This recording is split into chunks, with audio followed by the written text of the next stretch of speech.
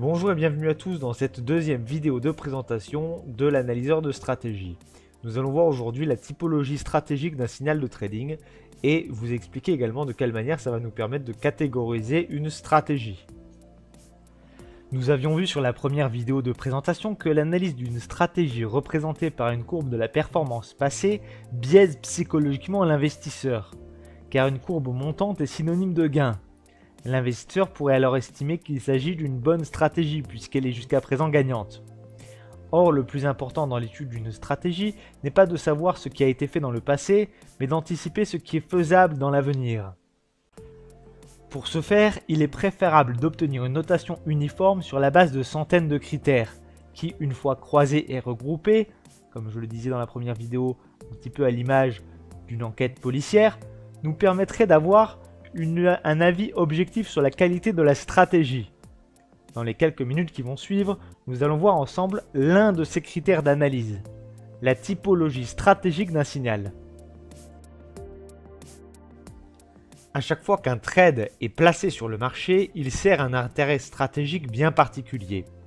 Nous avons identifié 4 typologies de trade bien différentes. Le premier type de trade, c'est le signal. Si je puis me permettre, c'est un petit peu le trade de base. Le trader va analyser le marché, déterminer si le marché va monter ou baisser, s'il faut acheter ou vendre, et il va placer un premier trade. Un achat donc ou une vente. Ça sera le trade qu'on va qualifier de signal. Il y a bien un deuxième type de trade, c'est le trade pyramidal, c'est-à-dire que le signal s'est avéré bon, le marché est parti dans le sens du signal, le trader va donc pouvoir se permettre de renforcer son exposition, de prendre un petit peu plus de risques sur un trade qui est déjà gagnant, c'est ce qu'on appelle le trade pyramidal. Le trade pyramidal, en fait, a pour objectif d'optimiser le signal. Sans signal, le trade pyramidal n'existe pas. Le trade pyramidal est donc un complément du signal, si je puis me permettre. Contrairement au trade pyramidal, le moyen-âge la baisse est un trade qui permet de renforcer son exposition, mais cette fois-ci quand on est en situation perdante. C'est en quelque sorte un trade qui va permettre non pas d'optimiser le signal, mais plutôt de rattraper un signal qui serait plutôt perdant. Et il y a pour finir le trade de couverture, qui est un trade en fait qui permet de neutraliser son exposition sur un instrument. Si on ne veut pas fermer une position, on prend la position inverse, on fait un hedge, une couverture, et on neutralise à ce moment-là le risque de marché. L'intérêt d'utiliser différentes typologies de trade dans l'analyse, c'est de mettre en évidence si la stratégie est orientée sur le money management, c'est-à-dire si le money management est le cœur de la stratégie. Sans quoi, par exemple, la stratégie ne pourrait être gagnante. Ou s'il s'agit d'une stratégie de trading pure, dont les niveaux d'entrée et de sortie constituent le cœur de la stratégie et dans laquelle le money management n'a finalement que peu d'importance. On va bien évidemment essayer d'éviter les stratégies qui font trop de moyen-âge ou de hedging. Pour mieux comprendre l'utilité d'analyser les différentes typologies de trade, nous allons prendre un exemple. Cette fois-ci, nous avons choisi la stratégie du trade leader de Zulu Trade. Cette stratégie est suivie par plus de 2700 personnes pour un montant dépassant les 2,8 millions de dollars.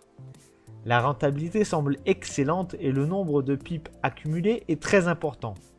La stratégie globalement semble très bonne et c'est probablement ce qu'ont pensé 2700 investisseurs.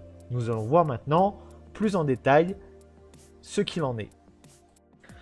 On peut se rendre compte en analysant la stratégie entre septembre 2015 et mars 2017 que 472 trades ont été placés sur le marché durant les 376 jours de bourse qui couvrent cette période, soit environ 1,25 trades par jour. 256 trades étaient de type signal, soit 54% du total des transactions. 4 trades seulement, soit moins de 1%, étaient des trades de type pyramidage. 204 trades, donc 43% du total de tous les trades, étaient du moyen-âge à la baisse. Et seulement 8 trades étaient des hedges ou des couvertures, soit environ 2% du total des trades initiés. En conclusion, quand on regarde ce graphique en barre, on se rend tout de suite compte que les trades de type pyramidal et les trades de type hedge ou couverture sont tout à fait insignifiants. On voit a contrario que le Moyen-Âge à la baisse est très important, ce qui ne s'avère généralement pas être un bon critère de sélection pour une stratégie de trading. Comme je le disais dans la première vidéo, il ne suffit pas de regarder les informations fournies par des sites comme ZuluTrade ou MyFXBook. L'affichage de type courbe de performance, que ce soit un affichage de la balance ou de l'equity, biaise notre analyse. On ne voit qu'une courbe montante qui est finalement synonyme de gain. Après une analyse un peu plus poussée, nous savons maintenant que les signaux de trading de cette stratégie ne sont pas bons. Ce qui permet ici, et pour le moment, d'obtenir de bons résultats, ce n'est simplement que le Moyen-Âge à la baisse des positions perdantes.